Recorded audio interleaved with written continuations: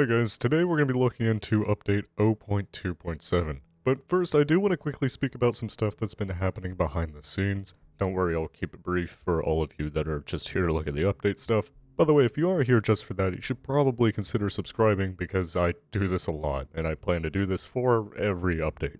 Anywho, I'm actually working for tinyBuild now. I'm helping with the development of Deadside, helping out with some game design stuff, helping to tweak and implement features. Part of the reason I haven't been uploading as much as I've used to is because I've been learning Unreal Engine 4, talking with the team, getting it all set up. So yeah, I'm going to be helping out behind the scenes with the game. I'm not a programmer. I don't know how to program, so I am limited with what I can help out with. I'm not going to be implementing cars or anything like that.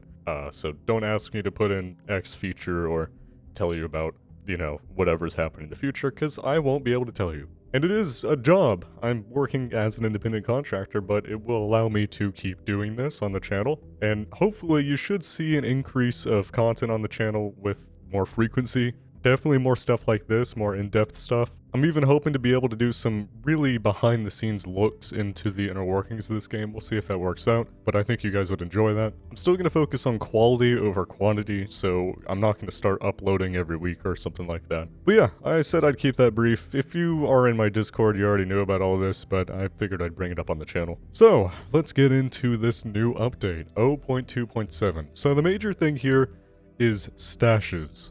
These stashes have some unique loot that you can only find in the stashes, so there is actually a reason to go hunt these down. But how are you going to hunt these down? Well, you're going to need something called a bearing locator. There's a couple ways you can make these. You can get a working walkie-talkie and put a wire on it, and boom, you have yourself a bearing locator. You can also have a broken walkie-talkie, electronics component, and a wire, and you can make a bearing locator that way. You also might notice that walkie-talkies and broken walkie-talkies are now retextured, which is kind of cool. I think they look a lot better. So once you have your bearing locator, you basically just walk around with it turned on and you wait for a signal. I would suggest just running around, turning it on every 50 meters, and seeing if you get a hit. Once you do, you'll get a tone, and this little LED will light up as you get closer. It's pretty sweet.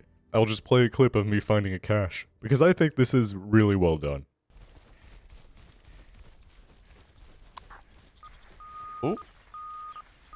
Oh, look at that, the light. You guys see that? That's cool. It'll direct you in.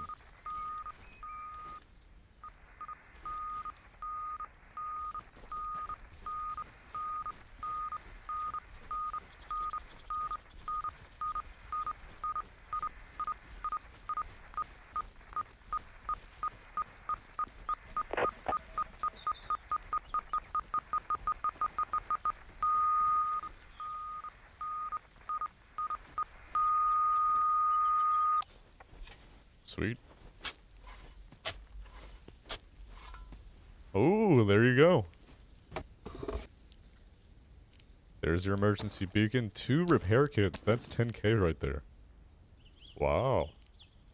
I wonder how much the emergency beacons sell for too. This could be very valuable. Now, does it stop pinging? It does. Oh, this is cool. I like this. So there you go. You find the stash, dig it up, and loot it. Now, you might have noticed inside is something called emergency beacons. This is a new item that you're going to need to craft respawn beacons. These are pretty cool. You can place them anywhere on the map as long as they're not close to a base, and they have a 5-minute respawn timer, which starts as soon as you place it down. This is cool because you can now respawn in places you never could before. You can set these in a bush next to a crate and instantly have a kit. You can put it inside of a high loot area and just spawn there whenever you want. It can be destroyed by players. If somebody just walks up and shoots it, you'll get a notification that tells you that it's no longer there. But still, this is really cool. I'm excited to see what people do with these. I'm not really worried about them being overpowered because you can only have one. And if it does need some balancing, I'm sure they could do it pretty easily. And while we're on the subject of respawns, I know a lot of you guys have been complaining about the base respawns, myself included. Everybody on the team also kind of understood it was broken. So, as a result, base respawns are now at 5 minutes. You can't just keep respawning there infinitely now.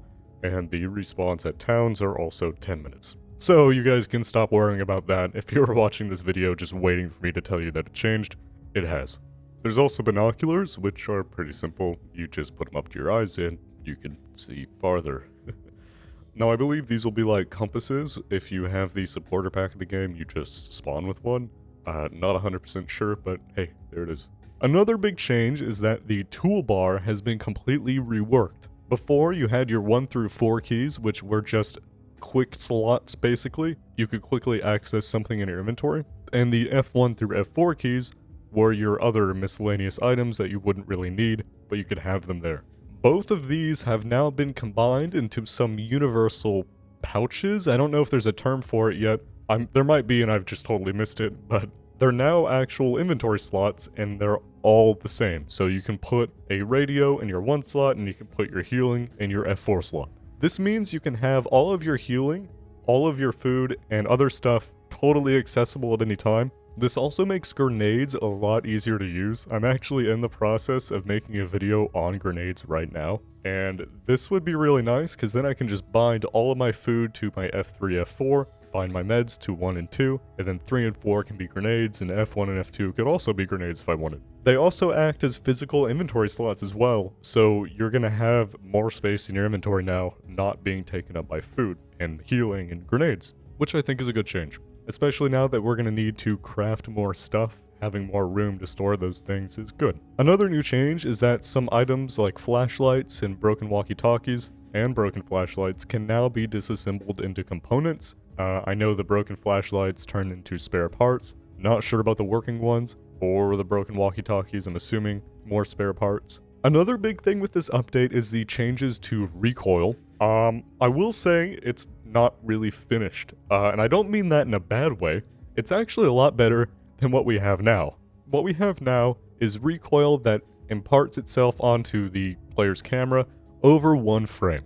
With this new system, that is split over a couple frames, and it's a lot smoother, and it's actually less controllable. You'd think it'd be easier because it's slower, but it's really not. Either way, it looks a lot better, it feels a lot better to shoot guns, and it does make those meta recoil guns a little bit less useful. Right now, a big part of the meta is using scars on semi with compensators, because with that 1 frame recoil, you can very easily reacquire your target. Same with the VSD, actually. With the VSD, you can instantly reacquire your target because it's just 1 frame of movement, so after that 1 frame, you're good to move your mouse. Now there's that little bit of buffer time where the recoil still is imparting onto your player. ADS time for weapons has also been slowed down across the board as well, and everything just kind of feels smoother now, which is a good thing. Now, like I said, this is a work in progress. It is better than what we have now, but it's gonna change in the future, as is most things with this game, as you already probably guessed. So outside of that, there's been some bug fixes here and there, as there always is. There's also been some new structures around the map, I'm pretty sure. There usually is every update. I'm not sure if I'm just now noticing new stuff or not. And you know, with these monthly updates, we're not getting a huge amount of content in each update, but man, it is so nice to have consistent monthly updates. I remember, geez, 8-9 months ago, in that dry period, when somebody would suggest monthly updates, I'd just sit there and be like, no, that's not happening. It's not possible. The team doesn't have enough manpower. But now that they've gotten picked up by tinyBuild, it's going really well. I have a lot of hope for Deadside. I think now more than I ever have. And you guys know, I've had hope for this game for a while, so I'm feeling good about it, and I hope you guys are too. Alright, that's all I got for this update. I hope you guys enjoyed this video. Subscribe to the channel if you haven't already. A lot of you are not, so I would appreciate that. Alright, see you guys.